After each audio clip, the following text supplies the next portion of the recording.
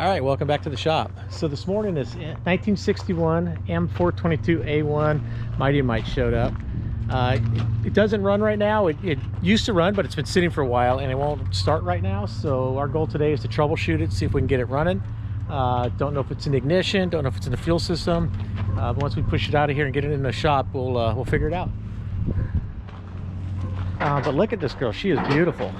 1961 M422A1 Mighty Mite.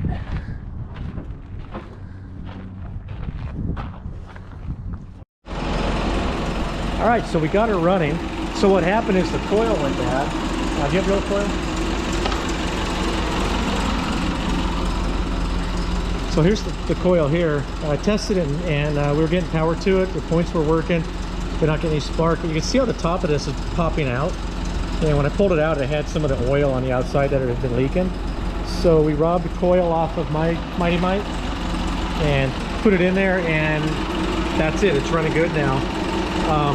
What happened with all the electrical and stuff, we had an issue with the electrical where we didn't have the lights working, we didn't have any power to the coil. He was testing it before and he actually arced the wire there. And inside of this voltage regulator, down the side here, there's a fusible link or a fuse that's soldered across here. You have power coming in from the battery, and then you have power coming out here to go to all the control circuits. And we didn't have any power here. And there's a small fusible link that's soldered inside of here. So we're gonna have to replace that fusible link so we have power going there constantly. For now, we just ran a jump wire to that, so we have lights with ignition and everything else.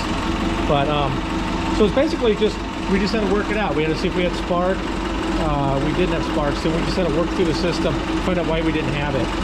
You know, we found out we didn't have power going to it, so we remedied that temporarily, and it kept working back until we discovered it was the coil itself. It wasn't the points, it wasn't any of the connections in it, but it was the coil. The capacitor is still good. We tested that.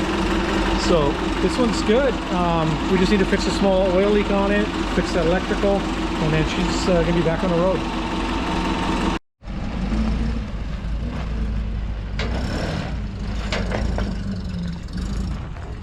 All right, there she goes. She's running good.